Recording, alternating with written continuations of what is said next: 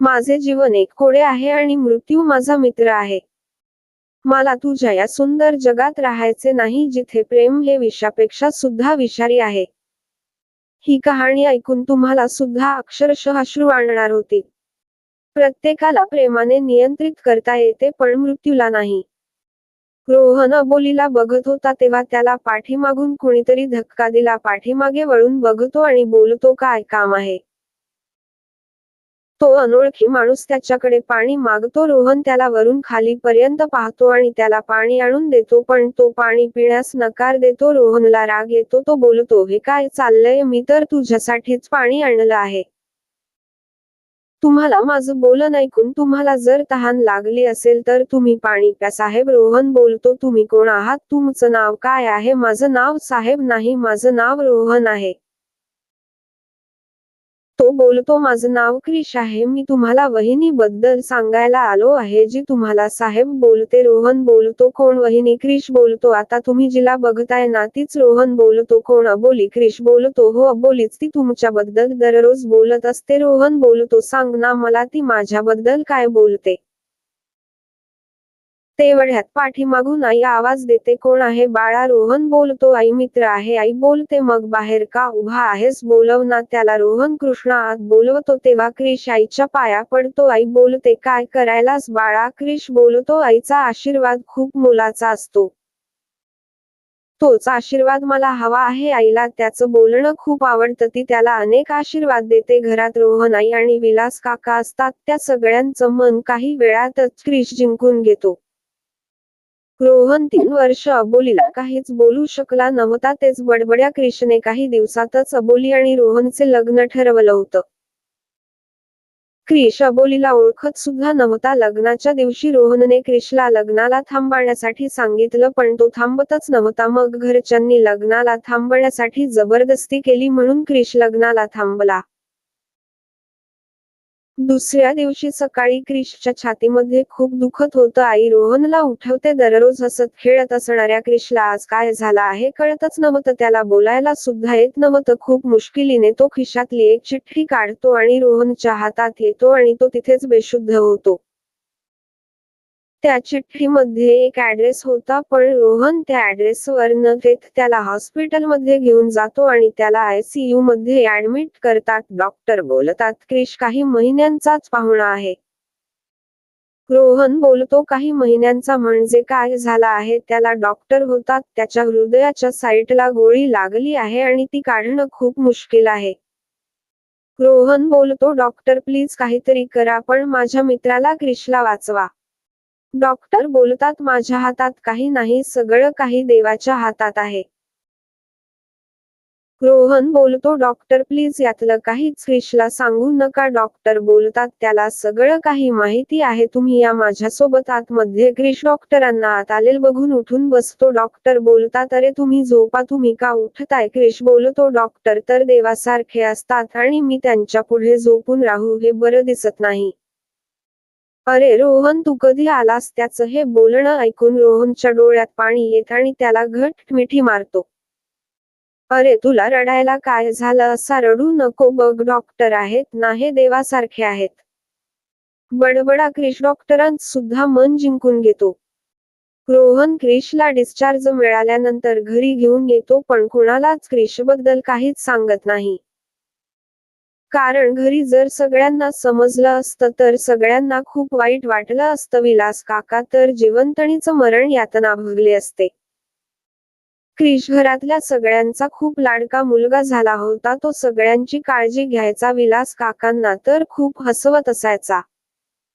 आईला स्वयंपाकघरात मदत करायचा. दिवसभर आपली बडबड त्याची चालूच असायची. क्रिशने सगळ्यांची अगदी मनापासून मन जिंकली होती. एक दिवस डॉक्टर आपल्या पत्नीला घेऊन क्रिशला भेटायला घरी आले. क्रिशला खूप आनंद झाला. आईसाहेब, तुम्ही आज चक्क आमच्या घरी, तुम्ही बसा, मी तुमच्यासाठी काहीतरी खायला करून घेऊन येतो. डॉक्टरांची पत्नी बोलते, हा क्रिश आहे ना? डॉक्टर बोलतात, हो हाच क्रिश आहे.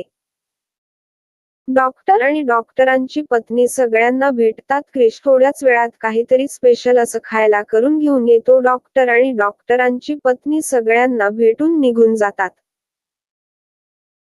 आईच्या विनंतीला मान देऊन क्रिश स्वतःबद्दल सगळं खरं सांगून टाकतो. माझे आई वडील लहानपणीच मला सोडून देवाघरी गेले. त्यानंतर माझ्या काका काकींनीच मला सांभाळलं. त्यानंतर प्रॉपर्टीमध्ये मी हक्क कुठल्याही प्रकारचा मागायला नको म्हणून त्यांनी मला घराबाहेर काढलं. एवढीच माझी कहाणी आहे.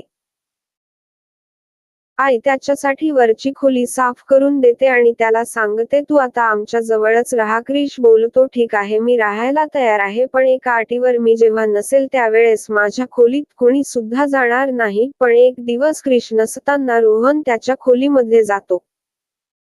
त्याच्या खोलीमध्ये टेबलवर एक कॅसेट असते. तो ती कॅसेट उचलतो आणि टेपमध्ये प्ले करतो. कॅसेट प्ले झाल्यावर एका मुलीच्या हसण्याचा आवाज असतो. रोहन क्रिशला विचारतो हा कुठल्या मुलीचा आवाज आहे. क्रिश काहीच बोलत नाही. एक दिवस फिरत फिरत ते दोघेजण एका मंदिरात जातात. तेव्हा क्रिश देवाकडे एकच मागणं मागतो, देवा माझ्या हातून कोणाचे सुद्धा मन दुखावले जाऊ नये. सगळ्यांच्या चेहऱ्यावर नेहमी माझ्यामुळे हास्य आले पाहिजेत. कोणी सुद्धा दुःखी नाही राहिला पाहिजेत असा मला आशीर्वाद दे देवा म्हणून क्रिश देवाकडे मागणं मागतो. रोहन त्या कॅसेट मधल्या मुलीचा आवाज कोणाचा आहे हे शोधण्याचा प्रयत्न करू लागतो. रोहनला त्या मुलगीचा नंबर मिळतो. त्या मुलगीचे नाव प्रियंका असते. तिचं लग्न झालेलं असतं. प्रियंकाला रोहन फोन करतो. प्रियंकाचे वडील फोन उचलतात. मी क्रिशचा मित्र रोहन बोलतोय, मला क्रिश बद्दल जाणून घ्यायचं आहे.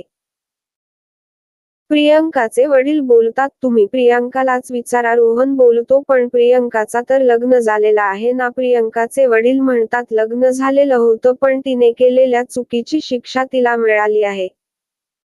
प्रियंका फोन घेते आणि बोलते मला क्रिश कसा आहे हे विचारायचा अधिकार नाही आहे पण तरीही विचारते. क्रिश कसा आहे, तो बरा आहे ना. रोहन बोलतो मला क्रिश बद्दल जाणून घ्यायचा आहे. तुम्ही मला सांगू शकाल का. प्रियंका सांगायला सुरुवात करते. क्रिश फेसबुकवर खूप छान छान शायरी लिहित होता. मला त्या खूप आवडायच्या. मी त्या शायरी घेऊन माझ्या मित्रांमध्ये पोस्ट ते करायची. क्रिस्त प्रत्येक शायरीला मी कमेंट करत होते आणि त्याचा सुद्धा मला रिप्लाय यायचा. हळूहळू आमच्यात मैत्री निर्माण झाली होती. मी नेहमीच त्याची मज्जा मस्करी करायची. आम्ही कितीतरी गप्पा मारायचो. कधी कधी चेष्टेत मी त्याला आय लव्ह यू सुद्धा लिहायची. त्याला माझा आवाज खूप आवडायचा पण माझं अंकुशवर प्रेम होतं आणि अंकुशचं सुद्धा माझ्यावर. क्रिशने ही चेष्टा मस्करी सिरियसली घेतली आणि त्याचं माझ्यावर केव्हा प्रेम जडलं हे मलाच कळाले नाही. एक दिवस माझा फीडबॅक संपला होता. क्रिशच मेसेज आला होता. तो मी डिलीट मारायला विसरले आणि तो मेसेज अंकुशने ओपन करून पाहिला. त्याला खूप राग आला. अंकुश पोलीस खात्यात काम करत होता. त्याने क्रिशला माझ्या आयडीवरून मेसेज केला, मला तुला भेटायचं आहे आणि तू मला भेटायला ये म्हणून. क्रिश मला भेटायला आला तेव्हा अंकुशच्या सांगण्यावरून मी क्रिशला गोळी मारली. माझा नाईलाज होता. नंतर अंकुशने सगळं काही सांभाळून घेतले.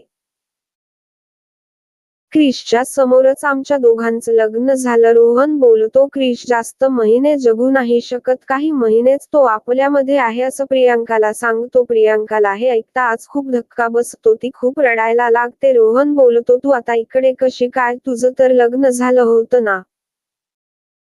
प्रियंका बोलते अंकुश खूप संशयी होता. त्याला आणखीन एका माणसावर असाच संशय झाला होता. त्याला सुद्धा त्याने मला मारायला सांगितलं. मी नाही बोलले म्हणून त्याने माझाच ऍक्सिडेंट केला.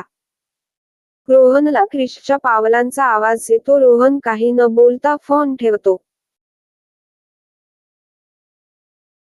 रोहन क्रिशला म्हणतो रात्री तू झोपेत प्रियंकाच्या लग्नाबद्दल काहीतरी बोलत होतास. ही प्रियंका कोण आहे. क्रिश हसतो आणि काहीच बोलत नाही. रोहन बोलतो असा किती दिवस एकटाच दुःख सहन करणार आहेस. दुःख वाटल्याने ते हलकं होतं. मन मोकळं कर. क्रिश बोलतो नको, ते माझ्याजवळ एकट्याजवळच असलेलं बरं. याच्यावर फक्त माझाच अधिकार आहे. तुला माहिती आहे या जगात आणि माझ्यात खूप फरक आहे. सगळेजण दुःख मिळाल्यावर लगेच रडायला लागतात पण माझं जरा वेगळं आहे. मला जेवढं जास्त दुःख मिळेल तितकाच माझ्या चेहऱ्यावर आनंद येतो.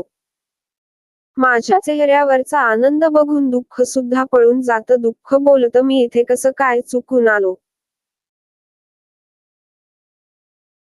दुःखाशिवाय जगण्याला काय अर्थ आहे आणि मृत्यूशिवाय जीवन तरी काय आहे. तेव्हा क्रिशच्या छातीत खूप जोराची कळ येते. रोहन डॉक्टरांना बोलवतो. सगळेजण मिळून त्याला हॉस्पिटलमध्ये घेऊन जातात. डॉक्टर त्यांचे प्रयत्न करत असतात. क्रिशच तळमळण बघून रोहनला काही सुचत नाही की काय करावं. क्रिशची अवस्था बघून आई, विलास काका, अबोली सगळेजण रडत असतात. रोहनला काही सुचत नाही. रोहन मंदिरात निघून जातो आणि तिथल्या पुजाऱ्याला सगळी घडलेली हकीकत सांगेत पुजारी पूजा सुरू करतात.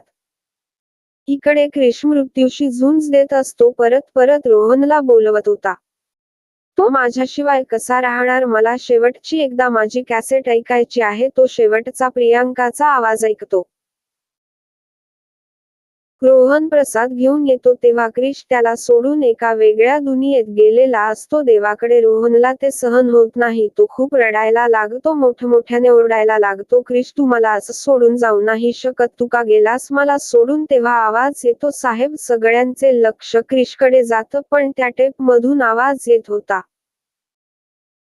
साहेब, तू रडायला लागलास काय. रडू नकोस. या मातीत मिळणाऱ्या शरीरावर प्रेम करू नकोस. माझ्या आत्म्यावर प्रेम कर, ज्याला कोणी सुद्धा मारू नाही शकत. तू या जगातल्या लोकांप्रमाणे आहेस, ज्यांना दुःख मिळाल्यावर लगेच रडतात. अजून पण तू रडायला लागला आहेस का. माझ्या मित्राला मी असं रडताना नाही बघू शकत. मला जाऊ दे. मला जायलाच पाहिजे. मला जाण्याची परमिशन दे. या जगात जो माणूस जन्माला येतो त्याला एक ना एक दिवस जावेच लागते. क्रिशला माहिती होतं की मी त्याच्याशिवाय नाही राहू शकत, म्हणून त्यानं माझ्याकडून वचन घेतलं होतं. मला देवाला विचारायचं आहे. देवा, तू प्रेम का बनवलं आहेस. प्रेम बनवलं पण का खोट्या लोकांना पाठवलं आहेस. मित्रांनो, तुम्हाला आजची कहाणी जर आवडली असेल तर कमेंट करायला विसरू नका आणि जर तुमच्याकडे अशीच कहाणी असेल तर तुम्ही आम्हाला पाठवून सुद्धा शकता. भेटूया पुढच्या आणखीन एक कहाणीमध्ये. तोपर्यंत धन्यवाद.